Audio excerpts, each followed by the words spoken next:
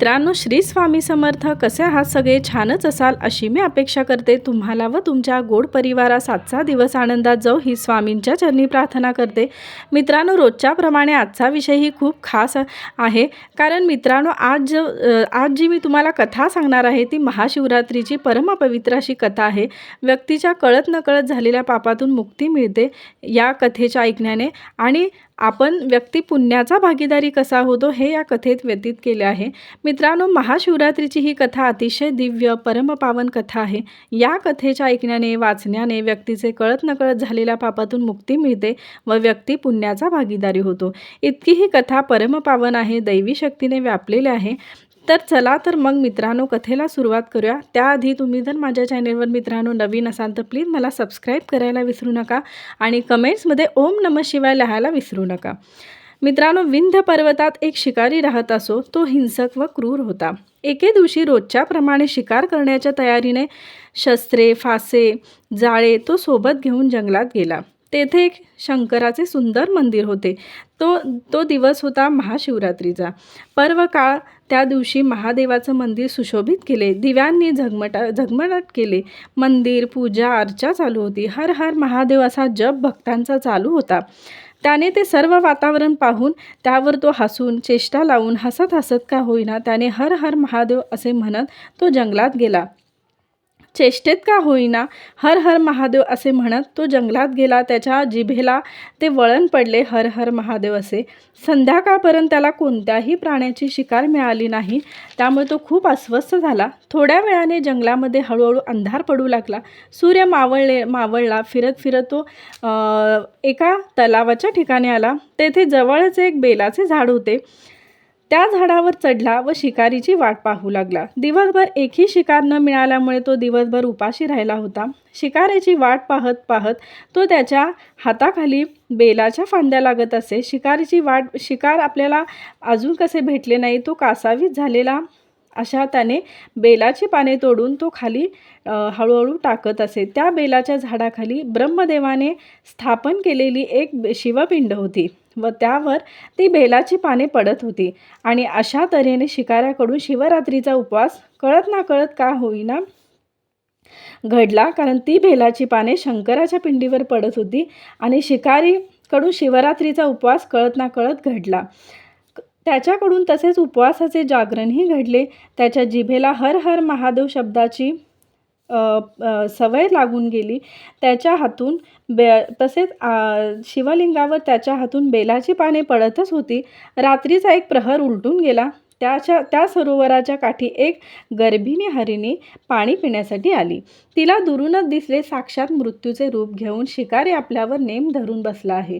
तेव्हा ती त्याच्या जवळ गेली व त्याला मनुष्यवाणीने म्हणाली, हे महापुरुषा, एक रथ भरून छोटे जीव मारले तर हरिण वधाचे पातक, 100 हरिण मारले तर एका बैलाचे हत्येचे पातक, 100 बैल मारले तर एका गो हत्येचे पातक, 100 गो हत्या केली तर एका ब्राह्मणाच्या वधाचे पातक. 100 ब्राह्मणाच्या वधाचे पातक म्हणजे एक स्त्री वधाचे पातक, आणि 100 स्त्रीच्या वधाचे पातक म्हणजे एका गुरु हत्येच्या पापापेक्षा शतपट असते. तरी हा माझा अपराध नसताना एका गर्भिणीला मारू नकोस रे. माझ्या उदरातील कोवळ्या जीवाचा वध करून दोष घेऊ नकोस. मनुष्यवाणीने बोलणाऱ्या त्या हरिणीला पाहून तो शिकारी आश्चर्यचकित झाला व तो शिकारी म्हणाला, तू मनुष्यवाणीने बोलून तुला एवढे शास्त्राचे ज्ञान कसे? माझ्या कुटुंबियातील लोक माझ्या उदरनिर्वाहासाठी माझ्यावर अवलंबून आहेत. ते आज दिवसभर माझ्या सारखेच उपाशी आहेत. तरीही सुद्धा माझ्या अंतःकरणात प्रेम, करुणा तुझ्यामुळे निर्माण झाली आहे.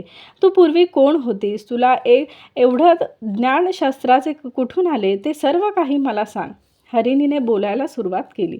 म्हणाली, पूर्वी देव दानवांना मिळून केलेल्या समुद्र मंथनातून 14 रत्ने बाहेर पडली. त्यातले एक रत्न म्हणजे मी ब्रह्मा होते. माझे सौंदर्य पाहून देव दानव मनमोहक झाले. त्यांचे मनोरंजन करणे माझे काम होते. स्वर्गातील दिव्य भोग भोगून सौंदर्याने उन्मत्त होऊन मी शिवभजन, शिवरात्र, प्रदोष व्रत, सोमवार, देवाची भक्ती, लीला सोडून, अमृतपान सोडून मद्यपान करू लागले. अशी उन्मत्त होऊन हिरण्य नावाच्या राक्षसाजवळ राहू लागले.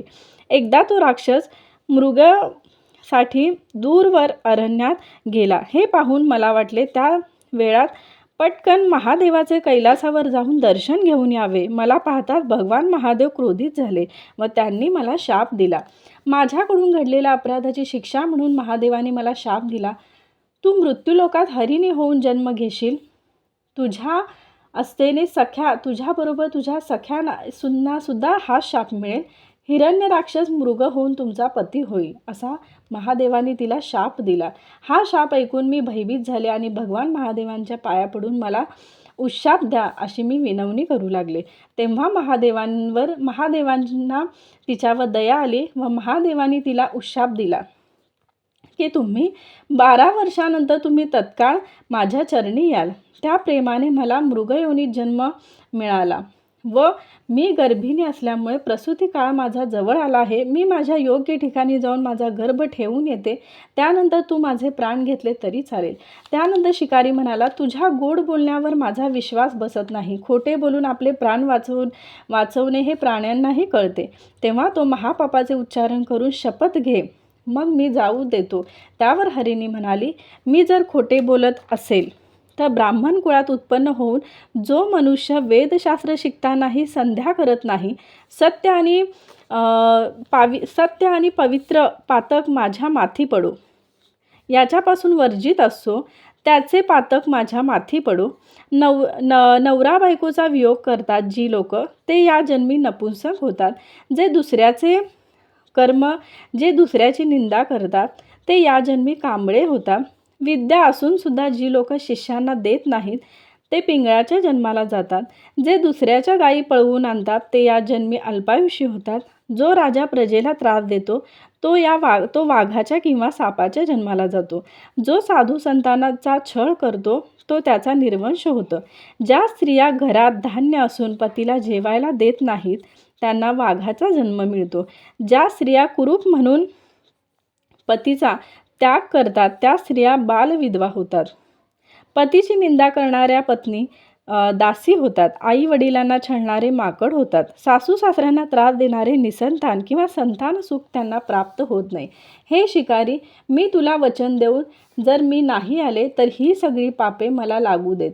मी जर खोटे बोलले तर शिवपूजेचा अपमान होईल असे होईल. हरिणीचे हे बोलणे ऐकून शिकाऱ्याच्या मनात विश्वास निर्माण झाला. हे पतिव्रते, तू आता जा, रात्र संपताना परत ये. शिकारी पुन्हा बेलाची पाने तोडून खाली टाकू लागला. आता 2 प्रहर झाले, रात्र सरली आणि शिकारीचे अर्धे पाप नष्ट झाले. शिकारी हर हर महादेव या शब्दाचा जप करतच असे. त्या शब्दाचा त्याच्या जिभेला सवय लागली होती. हरिणीच्या मुखातून निरूपण ऐकल्यामुळे त्याला जागरण झाले. त्यावेळी दुसरी हरिणी तेथे आली आणि पाणी पिऊ लागली. शिकारीने त्या हरिणीवर नेम धरला. ती हरिणी त्या शिकारीला म्हणाली, हे शिकारी, मला मारू नकोस. मला माझ्या पतीला पाहण्याची ओढ लागली आहे. ती माझी इच्छा मला पूर्ण होऊ दे. तिला मनुष्यवाणीतून बोलल्यामुळे तो आश्चर्यचकित झाला. ही हरिणी देखील मनुष्यवाणीतच बोलते. ही हरिणी सुद्धा ज्ञानी आहे. तू परत येशील अशी शपथ घे, यावर शिकारी म्हणाला. त्यावर ती हरिणी म्हणाली, विहीर, तळे, सरोवर, देवाचे मंदिर भग्न करणारा, गुरुची भक्ती भग्न करणारा, गुरुची निंदा करणारा, मद पाणी दुराचार करणारा, दुसऱ्यांच्या उपजीविकेचे साधन नष्ट करणारा, ग्रंथाची वेदशास्त्राची निंदा करणारा, या सर्वांची पापे मला लागू देत. हे शिकारी, आपला मुलगा आपली सून सौजन्याने वागत असेल तरी त्याने उगाच त्या लोकांना छळता ते कुरूप होतील आणि दरिद्र होतील. आपापसात वैर करणारे भाऊ मासे होतील. वाटसरूचे वस्त्रे लुटणारा अति क्षुद्र होऊन प्रतवस्त्रे वापरतात. तपस्वी म्हणून अनाचार करणारे सुरवंट होतील. कन्या विक्री करणारे हिंस्र प्राणी होतील. पतिव्रतेला छळणाऱ्यांचे घर फुटते. ब्राह्मण असून मद्य पितो तो नाश पावतो. ब्राह्मणांचा अपमान करणारा ब्रह्मराक्षस होतो. मुले पळवून विकणारा कोंडी होतो. गर्भपात करणारी स्त्री वांज होते. देवालय पाडणाऱ्यांची हाडे मोडतात. ब्राह्मणांचे जेवण पळवणाऱ्या निर्वंश होतात. ब्राह्मणांना मारणाऱ्याचा अपमान करणारा हा मुका होतो. वेलवृक्ष तोडणारा पांगळा होतो. ब्राह्मणांचे कर्ज बुडवणारा निराधार होतो. ब्राह्मणांचे ऋण न फेडणारा भिकारी होतो. माता पित्याचा छळ करणारा नाश पावतो. गरिबाचे लग्न मोडणारा निसंतान होतो. गोवध करणाऱ्याच अपयशी बायको मिळते. बैलाला मारणाऱ्याला कशाचे ज्ञान नसलेला पुत्र होतो. असे म्हणून ती हरिणी म्हणाली, मी जर नाही आले तर ही सगळी पापे मला लागू देत. शिकारी तिलाही म्हणाला, ठीक आहे, तू घरी जाऊन ये, मी वाट बघतो. त्याच्यानंतर तिसरे हरीण पाणी पिण्यासाठी सरोवर काठी आले.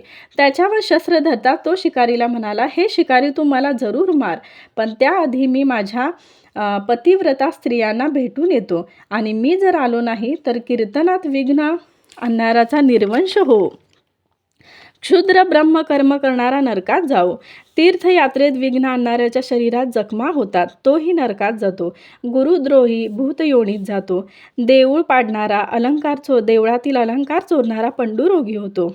आई वडील गुरु यांची हत्या, विश्वासघात, ब्राह्मणाला बाहेर थांबून घरी जेवत बसणे, पंचयज्ञ न करणारी, गरिबाला छळणारे, लुटणारे, संतांचा अपमान करणारे, आरोप करणारे, बडबडणारे बेडूक होतात. शिवकीर्तनात झोपणारा बहिरा होतो. मी जर परत आलो नाही तर ही सगळी पापे मला लागू देत. हे ऐकून शिकाऱ्याचे डोळे पाण्याने भरून आले व त्याने त्याला जाऊ दिले. बेलाची पाने तो तोडून खाली टाकतच होता. तोंडात हर हर महादेवाचा जप शिकाऱ्याच्या चालूच होता. रात्रीचे 4 प्रहर शिवजागर झाला. रात्र संपली, सूर्योदय झाला. तेवढ्यात दुसरी हरिणी आली. आपण हिला तरी मारावे असा मनात विचार आला. तोच ती हरिणी बोलू लागली, हे शिकारी, तू मला मारू नकोस. घरी माझी बाळं आहेत. तरी जर मी हे वचन मोडले तर मला अनेक पापे लागतील. शिकारी म्हणाली, तू काहीतरी शपथ घेऊन जा बाई, असे म्हणाला. आता ही कुठल्या शस्त्राचे पठण करणार आहे? हरिणी म्हणाली, गवत जाळणारा बहिरा होईल. ब्राह्मणाचे पाणी अडवणारा त्याला क्षयरोग होईल. आई मुलगा पती पत्नीमध्ये भांडण लावणारे त्यांचे यम हातपाय तोडतात. चोरटी नजर ठेवणाऱ्याला नेत्ररोग होतो. विद्येचे पुस्तक चोरणारा मुका होतो. भगवंताची निंदा करणारे मुकबधीर होतात. आई वडिलांची निंदा करणारे बहिरे होतात, रोगी होतात, लुळे होतात. यावर शिकारी हरिणीला म्हणाला, या सगळ्यांचे पाप मला लागू दे, अशी हरिणी म्हणाली. त्यावर शिकारी हरिणीला म्हणाला, तू काळजी करू नकोस, तू तुझ्या बाळकांना दूध पाजून ये. त्या हरिणींपैकी पहिली हरिण प्रसूत झाली. दुसऱ्या हरिणीने पतीची भेट घेतली व तिसऱ्या हरिणीने आपल्या पत्नींची भेट घेतली. तिसरे हरिण, त्याची पाडसे, ही सगळी हरिण मिळून त्या शिकारीकडे आली. प्रत्येकजण शिकारीला माझी शिकार कर म्हणून सांगू लागले. तेव्हा ते पाहून शिकारी भावूक झाला. ते प्रेम पाहून शिकारीच्या मनात प्रेम, करुणा, माया जागृत झाली. तो झाडावरून उतरून खाली आला व हरिणींना नमस्कार करून म्हणाला, तुमच्या मुखातून वेदशास्त्र ऐकून माझे मन तृप्त झाले. तुम्ही माझे गुरु, माय, बाप आहात. संसार लटका आहे. शिवपदी पोहोचण्याची मला ओढ लागली आहे. कारण ज्या शिवावर माझा विश्वास नव्हता, कोणतीही दया माया नव्हती, ह्या पूर्ण रात्रीत माझे मन भरून आले आहे. मला शिवाची प्रेम, माया, भक्ती कशी आहे ती कळली. शिव म्हणजे काय हे मला समजले आहे. प्रेम, भक्ती, माया, वात्सल्य, करुणा, विश्वास काय आहे हे मला समजले आहे. असे म्हणतात आकाशातून एक विमान आले व त्यात पंचवदन दशभुज व्याघ्रांबर नसलेली ते तेजपुंज शिव गण बसले होते. ते वाद्य वाजवत होते, गाणी गात होते, शिवलीला म्हणत होते. शिकारी त्यांना नमस्कार करून त्यांना म्हणाला. त्यामुळे हरिणीच्या प्रामाणिकपणाचे त्याला कौतुक वाटले. त्याच्या मनात चांगल्या भावना निर्माण होऊ लागल्या. प्रकाश आल्यावर अंधार जसा नाहीसा होतो ना, त्याप्रमाणे शुद्ध चांगल्या भावनांच्या निर्मितीमुळे तिची हत्या करण्याचा विचार शिकारीकडून नाहीसा झाला. हे मनाचे शिव म्हणजेच कल्याणकारी विचार प्रगट होतात. भगवान शंकर त्यांच्यावर प्रसन्न झाले. व्याधाला व हरिणीच्या परिवाराला त्यांनी विमानात बसून स्वर्गात नेले. रात्रीच्या वेळी आकाशात हे मृग नक्षत्र दिसते. त्याच्या शेजारी व्याधाची म्हणजे शिकारीची एक तेजस्वी चांदणीही लुकलुकत असते. त्याचे तेज मोठे मनमोहक आहे, अशी ही कथा आहे. मित्रांनो, शिव ही ज्ञानाची देवता आहे. त्यांच्या मस्तकातून सतत ज्ञानगंगा वाहत असते. कैलासाच्या उत्तुंग शिखरावर बसलेले भगवान शंकर आपल्याला समजावतात की शिव म्हणजे कल्याण प्राप्त करण्यासाठी जीवनाच्या निश्चित उंचीपर्यंत पोहोचले पाहिजे.